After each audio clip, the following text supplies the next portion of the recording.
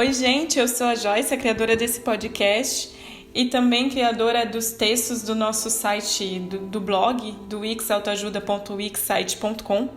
Então, não sei se você está me ouvindo do YouTube ou do Spotify, mas se você tem interesse nos textos, visite nosso blog.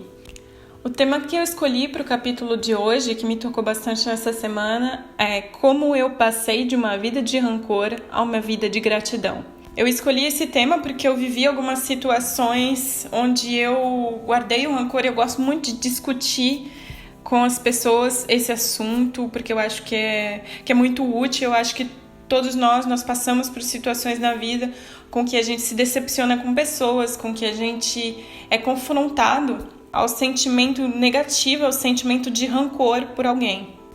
No meu caso, esse sentimento de rancor, ele estava super ligado aí com o meu pai. E várias das vezes, claro que não foi só por conta do meu pai que eu tive sentimento de rancor, porque a gente vive vários episódios na nossa vida com várias pessoas. Sempre que tem uma decepção, você corre o risco de viver um rancor. E no meu caso, esse sentimento estava totalmente relacionado com o meu pai. Então eu colocava várias questões, passava várias questões pela minha cabeça do porquê. Eu tentava compreender o porquê eu estava sendo vítima, de certa maneira, de certos comportamentos, o porquê ele agia de certa forma comigo. E eu tentava compreender a raiz de onde vinha isso. Porque dentro da minha concepção, eu não merecia. Exatamente, o rancor, ele vem disso, né? Você guarda um rancor de uma atitude que você considera negativa e que o outro teve em relação a você. Então, você tem até essa expressão na nossa língua, né? Para dizer alimentar o rancor. Então, é algo realmente que você alimenta. Eu até queria chamar a atenção, justamente, eu coloquei no meu texto também, para uma pequena historinha, uma lenda indígena que eu ouvi quando eu era criança e que me marcou muito. Que eu acho que você já pode ter escutado por aí, que é uma lenda relativamente famosa, vamos dizer. Mas enxugando bastante, vamos lá para os óleos essenciais da coisa. Essa lenda era de que dentro de cada ser humano existe uma guerra entre dois lobos. Um lobo é mau e o outro lobo é bom. E o lobo que vai ganhar essa guerra é o lobo que você mais alimenta. Então, acho que é uma lenda que me marcou bastante por esse conteúdo responsabilizador. Então, os nossos sentimentos, eles são alimentados, ainda que de forma inconsciente por mim. E, inclusive, na nossa língua, como eu estava falando, a gente tem uma expressão para dizer alimentar o rancor, né? Então o rancor ainda, eu queria dar uma ênfase, é alimentado por nós. É como se todos os dias eu pegasse ali um punhado de ração, um punhado de carne e colocasse na boca do lobo do rancor. Claro que essa parábola, essa lenda indígena, ela pode ser aplicada em vários outros aspectos da vida, mas o rancor é o nosso tema de hoje, então é no rancor que eu quero colocar a ênfase dessa metáfora.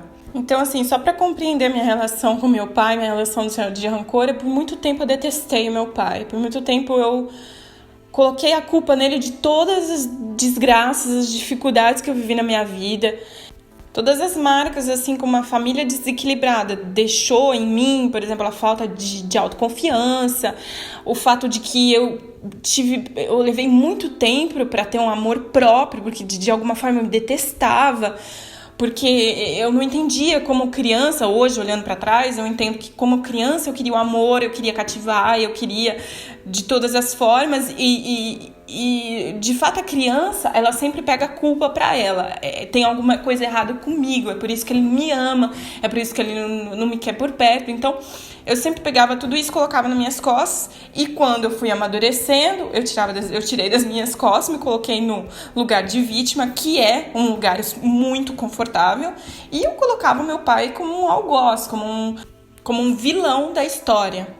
Porque é óbvio que é muito mais fácil você achar culpados do que você assumir uma responsabilidade. Mas aí você vai falar, mas Joyce, você é uma criança, qual era a sua responsabilidade? E foi isso que eu levei muito tempo para compreender, que na verdade eu não tive responsabilidade. Mas a pergunta é, eu sou aquela criança ainda hoje?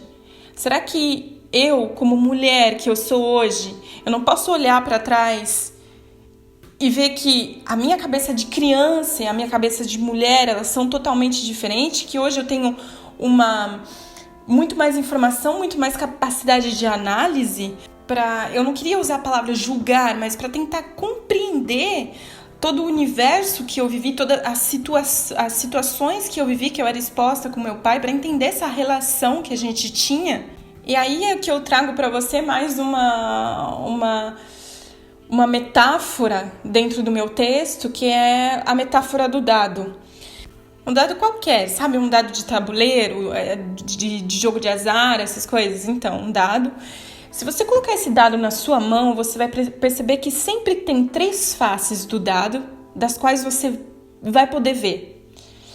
E sempre vai ter uma face do dado que vai estar escondida, ou seja, você não importa o que você faça, você não vai conseguir ver.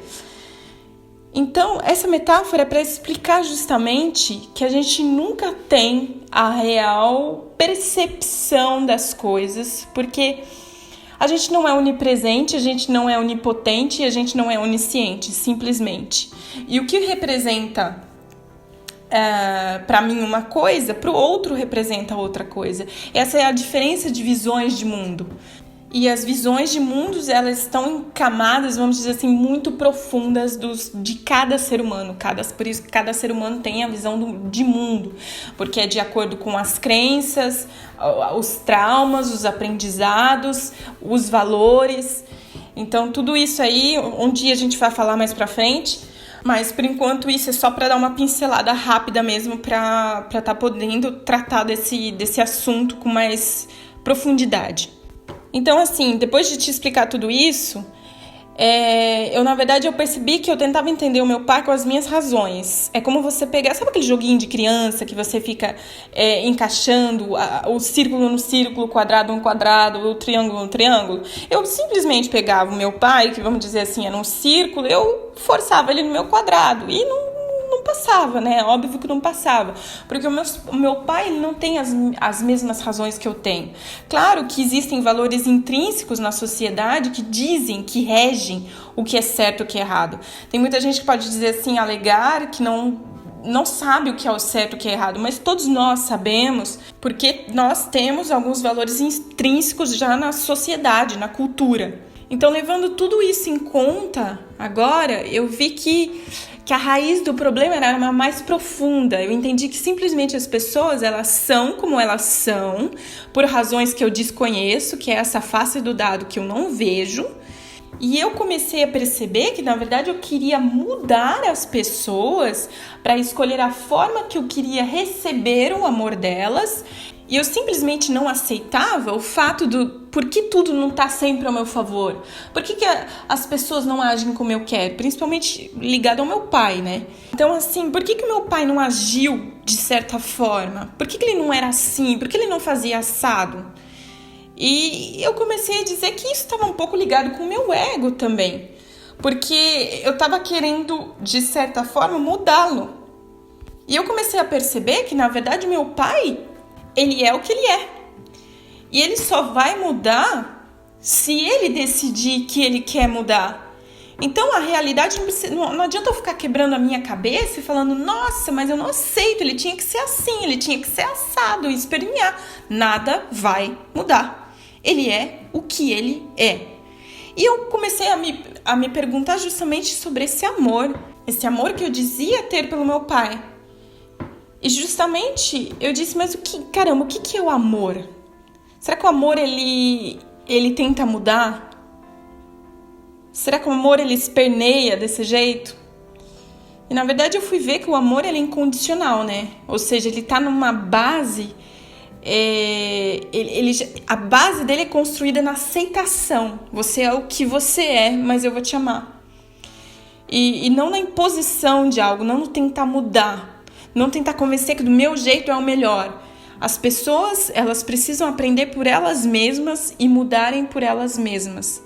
Eu compreendi que as pessoas são o que são, fazem o que fazem, é um fato que a gente não tem controle, mas o que eu faço disso e como eu interpreto, aí é responsabilidade minha.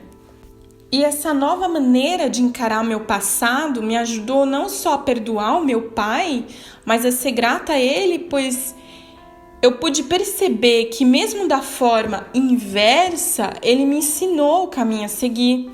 Ele me deu exemplo, ele me mostrou como é importante escolher as nossas relações, como viver as nossas relações, o valor que tem a família, como os pais podem impactar na vida dos filhos, o perigo do álcool e das drogas, qual o resultado de uma vida de excesso. Nossa, eu posso fazer uma lista para você de coisas que eu aprendi com meu pai.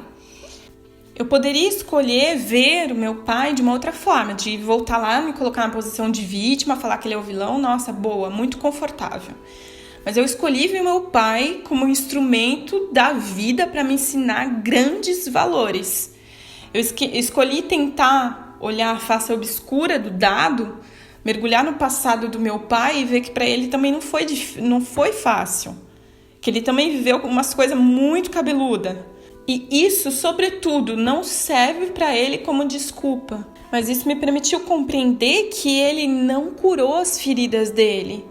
E que é por isso que ele, de alguma forma, ele me machucou também. E é exatamente por isso que eu escolhi curar as minhas feridas. Porque eu disse que no futuro, se eu não mudar meu comportamento, eu vou repetir os comportamentos do meu pai. Você pode ver que muitas pessoas que vivem comportamentos na família, às vezes seguem o mesmo caminho, mesmo odiando, detestando a pessoa que fez mal para elas. Mas é justamente porque elas não conseguem perdoar. E por não conseguir perdoar, elas detestam tanto uma pessoa que elas se tornam essa pessoa. Elas estão tão focalizadas nesse rancor que elas se tornam esse rancor. Então é por isso que eu decidi transformar o meu rancor em gratidão, em olhar para o meu pai e tirar ele como um aprendizado de vida e dizer que ele foi um instrumento da vida para me ensinar coisas de alto valor. E outra grande lição que eu tirei de toda essa história vivida junto com meu pai é que a gente precisa aceitar que na vida a gente não escolhe o formato que a gente vai receber o amor. O amor, ele vem no formato da definição de amor do outro. Ele vem da forma que o outro aprendeu a amar. E muitas vezes essa forma é tão deformada, ela parece assim doentia, às vezes ela nem parece amor. A gente nem reconhece o amor lá dentro. Mas, mais uma vez, a impressão que você tem do mundo, do fato e das pessoas, elas vão falar mais de você do que do outro. O que você vê no outro e no mundo falam mais de você do que do outro. Se você só consegue, por exemplo, olha para o mundo, para a sociedade, para as pessoas, e você só consegue ver maldade em tudo, se você está todo o tempo na negatividade, você vai se tornar uma pessoa negativa. Você é uma pessoa negativa. Então talvez o problema não seja o outro, não seja o mundo, mas seja o seu olhar em relação a eles. Claro que assim, eu não vou dizer para você que a gente vive no país das maravilhas, né? Mas o que eu quero dizer, sobretudo, é que a gente precisa ser realista, pé no chão, mas que antes de colar uma etiqueta, sair colando uma etiqueta na cabeça de todo mundo, de vítima e de algoz, a gente tem que pensar duas vezes. A gente tem que pensar que a gente não possui, talvez, todas as realidades para julgar o fato, né? E será que cabe realmente a nós a julgar alguma coisa? Ou será que a gente gostaria de ser julgado da mesma maneira com que a gente julga? Então é isso. Eu espero que vocês tenham gostado. Eu espero que de alguma maneira tenha te ajudado, que tenha te colocado no modo de introspecção, que essas perguntas possam te ajudar de alguma forma a encontrar o caminho de sair do rancor, do remorso, para passar para um caminho, para uma vida de gratidão. E eu te convido a estar visitando o nosso blog e eu te digo até a próxima. Muito obrigada. Tchau, tchau.